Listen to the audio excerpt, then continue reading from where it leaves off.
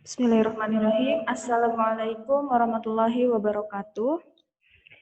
Ya, alhamdulillahirrabbilalamin. Kita bertemu pada kuliah perdana mikrobiologi pangan. Gimana kabarnya semua? Semoga senantiasa sehat dan selalu dalam lindungan Allah Subhanahu wa taala. Baik, sebelum kita mulai perkuliahan, mari kita berdoa terlebih dahulu. Berdoa dipersilahkan.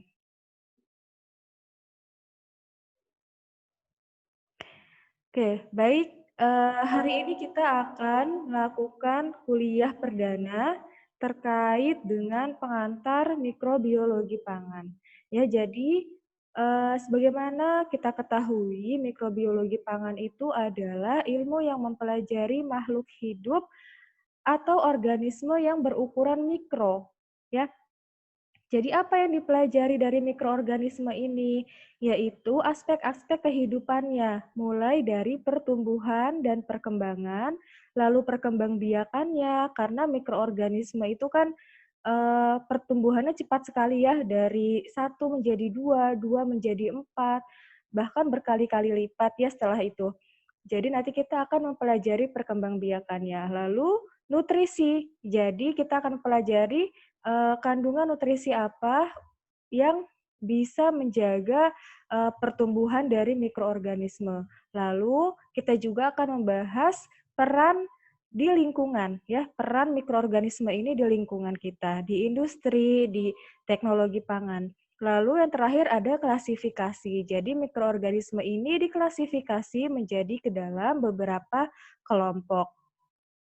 Nah, lalu cabang-cabang ilmu apa saja yang dibawahi oleh mikrobiologi? Yang pertama ada bakteriologi. Jadi, bakteriologi ini ilmu-ilmu yang mempelajari bakteri. Lalu ada mikologi tentang jamur dan ada virologi tentang virus. Jadi, bakteri, jamur, dan virus ini adalah kelompok-kelompok yang masuk ke dalam mikroorganisme. Ya, nanti kita akan mempelajari karakteristik dari masing-masing klasifikasi ini. Lalu sebelum ke sana, saya akan menjelaskan bagaimana sih sejarah awal mulanya manusia mengenal mikroorganisme. Ya, jadi sebenarnya jauh sebelum masa ini, gitu ya, Allah sendiri juga sudah menciptakan mikroorganisme di muka bumi ini ya, dan Allah juga sudah menitipkan gitu ya ilmu-ilmunya kepada orang-orang, kepada ilmuwan-ilmuwan yang bisa menyerap ilmu-ilmu mikrobiologi sehingga kita masih bisa mempelajarinya sampai saat ini. Nah, jadi yang pertama pada tahun 1632 ini ada Anthony van Leeuwenhoek. Jadi Bapak Anthony ini, beliau ini sangat suka melihat air-air yang menggenang, air-air di sungai gitu ya. Kenapa? Seperti ada makhluk hidup gitu ya. Nah, pada zaman itu sedang berkembang teori abiogenesis ya. Abiogenesis ini adalah bahwa makhluk hidup itu ada begitu saja. Jadi dia berasal dari jaringan tumbuhan atau jaringan hewan yang sudah mati. Misalnya daging yang busuk, tiba-tiba ada belatung. Nah, berarti ya sudah mikroorganisme itu ada pada makhluk hidup yang sudah mati. Itu abiogenesis. Nah, Bapak Anthony ini pada masa itu penasaran kenapa ya di setiap genangan air itu ada makhluk hidup. Lalu beliau membuat suatu alat ya, suatu alat yang sederhana untuk melihat lebih jelas lagi bentuk dari si mikroorganisme. Nah, sehingga Bapak Anthony van Leeuwenhoek ini dikenal sebagai penemu mikroskop sederhana. Lalu setelah itu berkembang lagi di tahun 1968 di sini ada Francisco Redi. Jadi Francisco Redi ini dia membantah bahwa mikroorganisme itu bukan dari makhluk hidup yang sudah mati atau jasad renik yang sudah mati, tapi dia berasal dari makhluk hidup yang memang masih hidup. Jadi dia melakukan percobaan ya. Jadi dia memasukkan sepotong daging ke dalam beberapa toples. Toples yang pertama dia buka dagingnya, ya, dia masukkan lalat ke dalamnya. Lalu yang toples yang kedua, dia masukkan dagingnya tapi dia tutup, yang satu tutup tanpa lalat, yang satu di dalamnya ini adalah daging yang memang sudah busuk. Ya, ini yang sudah busuk. Lalu yang ketiga di dalam toples ini, daging yang masih segar, dia tutup rapat. Ya, jadi tidak ada udara yang masuk. Nah, ternyata mikroorganisme atau yang muncul ini, ya, belatung ini muncul pada daging yang memang tidak ditutup rapat, gitu ya. Sementara daging yang di dalam toples yang tertutup rapat ini masih bagus dagingnya, ya. Sehingga Francisco Redi ini berkesimpulan bahwa mikroorganisme itu bukan dari abiogenetik ya, tetapi dia dari makhluk hidup yang masih hidup. Jadi dia berpendapat bahwa belatung ini adalah akibat dari lalat yang bertelur di dalam daging. Lalu muncullah belatung. Begitu. Lalu berkembang lagi, ada seorang ilmuwan yang bernama Lazzaro Spallanzani. Nah, menurut Bapak Lazzaro ini, bahwa mikroorganisme itu bukan secara spontan. Jadi kalau Francisco Redi ini menyebutkan bahwa ada kehidupan spontan di sini. Ya, jadi ada generatio spontanea. Ya, ada kehidupan belatung dari makhluk hidup secara spontan. Tapi menurut Bapak Lazzaro bahwa mikroorganisme itu tumbuh karena akibat dari proses pengolahan atau pemanasan yang tidak sempurna atau tidak cukup lama. Dia melakukan percobaan dengan tabung.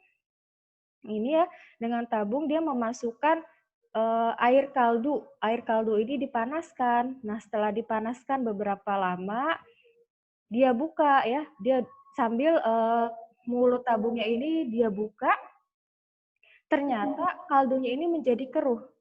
Kaldunya ini ada mikroorganismenya. Sementara ketika dia melanjutkan proses pemanasan dengan waktu yang lebih lama, ternyata bakterinya, mikroorganismenya mati ya. Jadi kaldunya menjadi bening, sehingga Bapak Lazzaro ini menyimpulkan bahwa mikroorganisme itu ada akibat dari proses pengolahan atau pemanasan yang tidak cukup lama ya. Nah, lalu setelah itu berkembang lagi nih di tahun 1822, Bapak Louis Pasteur. Dia berpendapat bahwa mikroorganisme itu sebenarnya sudah menyatu dengan udara. Ya, jadi dia melakukan sebuah penelitian, sebuah percobaan. Dia memasukkan air yang tidak steril ke dalam tabung, lalu tabung ini dia pasang leher angsa ya, dan di antara ujung leher ini dengan ujung mulut tabung dia panaskan. Setelah itu airnya dia panaskan kembali ya. Airnya dia panaskan dan ujung dari mulut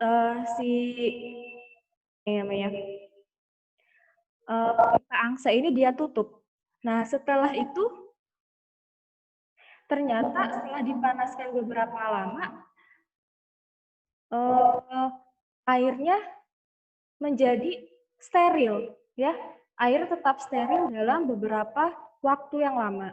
Tetapi ketika airnya ini dibuka, ya, setelah dia akan begitu saja dengan posisi terbuka, dalam waktu dekat air ini menjadi ditumbuhi oleh mikroorganisme. Jadi dia berkesimpulan bahwa sebenarnya mikroorganisme itu sudah ada di dalam, sudah menyatu dengan udara-udara yang ada di sekitar kita.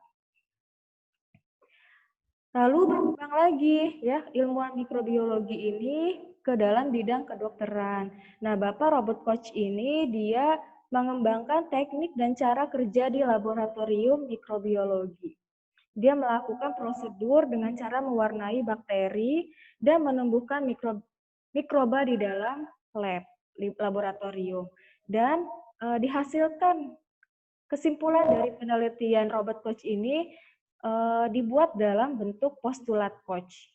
Nah, ini adalah postulat coach. Jadi, mikroorganisme tertentu selalu dapat dijumpai berasosiasi dengan penyakit tertentu. Jadi kalau ada penyakit, kalau ada penyakit berarti penyebabnya bisa mikroorganisme, gitu ya. Lalu mikroorganisme itu dapat diisolasi dan ditumbuhkan menjadi biakan murni di laboratorium. Jadi misalnya kalau kita mau mengambil biakan atau mikroorganisme di dalam tanah misalnya gitu ya.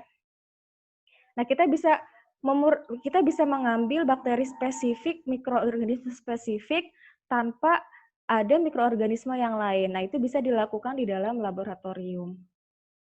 Nah, lalu biakan murni tersebut kalau misalkan disuntikan kepada hewan yang rentan, nah hewan tersebut bisa berpenyakit, gitu ya. Nah, ini adalah beberapa postulat Koch hasil dari penelitian Robert Koch. Nah, lalu bidang apa lagi ya selain tadi kedokteran, dan sekarang berkembang lagi ada mikrobiologi pangan. Nah, kita akan memfokuskan ke mikrobiologi pangan. Jadi, mikrobiologi pangan ini adalah mikroorganisme yang terdapat pada bahan pangan. Kenapa di dalam bahan pangan bisa ada mikroorganisme? Bagaimana cara masuknya? Nah, ada dua cara. Yang pertama dengan cara Origeret. Origeret ini artinya di dalam bahan baku makanan tersebut memang sudah ada mikroorganismenya. Sehingga makanannya atau produknya juga bisa bisa terdapat mikroorganisme. Lalu yang kedua cara masuknya bisa dengan introduce. Introduce ini artinya di dalam bahan bakunya tidak ada mikroorganisme, tapi dia bisa masuk akibat dari proses misalnya pengolahan, proses storage, atau proses distribusi. Ya, sehingga di dalam makanan tersebut terdapat mikroorganisme.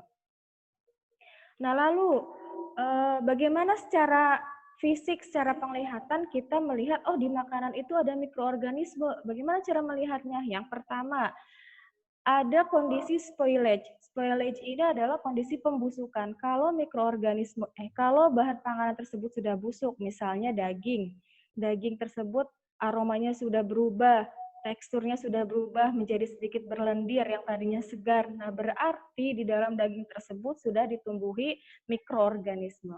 Gitu ya. Lalu ada foodborne illness.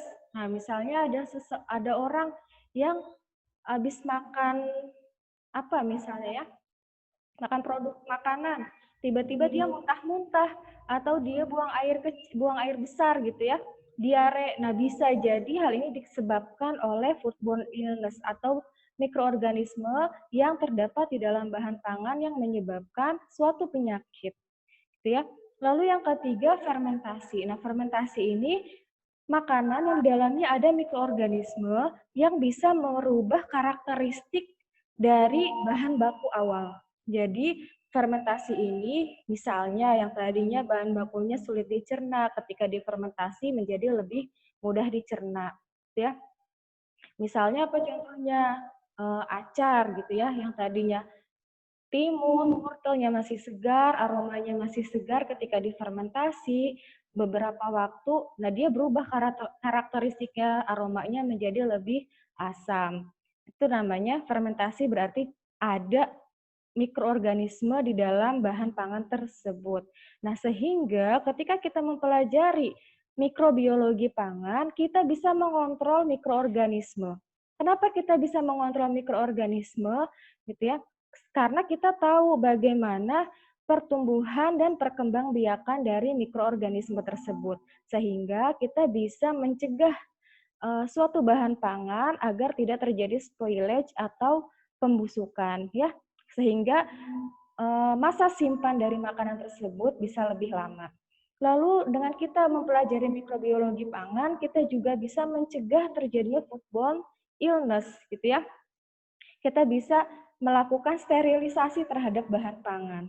Lalu selain itu juga Fungsi dari kita bisa mengontrol mikroorganisme adalah kita bisa meningkatkan sensori atau mutu dari makanan-makanan yang difermentasi. Ya, misalnya yang tadinya tidak bisa dicerna menjadi lebih bisa dicerna, yang tadinya kandungannya tidak kurang fungsional gitu ya, setelah difermentasi proteinnya meningkat gitu ya, seratnya meningkat seperti itu. Lalu aktivitas enzimnya juga semakin meningkat gitu ya. Nah, ini bisa meningkatkan kualitas sensori dari si bahan pangan. Itu yang bisa dijelaskan di sesi pertama kali ini. Kalau ada yang ingin ditanyakan, teman-teman bisa ketik di kolom komentar, nanti akan saya jawab selama sesi perkuliahan. Tolong daftar hadir karena laman Unidakul juga belum aktif, jadi teman-teman bisa ketik hadir di halaman komentar. Begitu saja, terima kasih. Wassalamualaikum warahmatullahi wabarakatuh.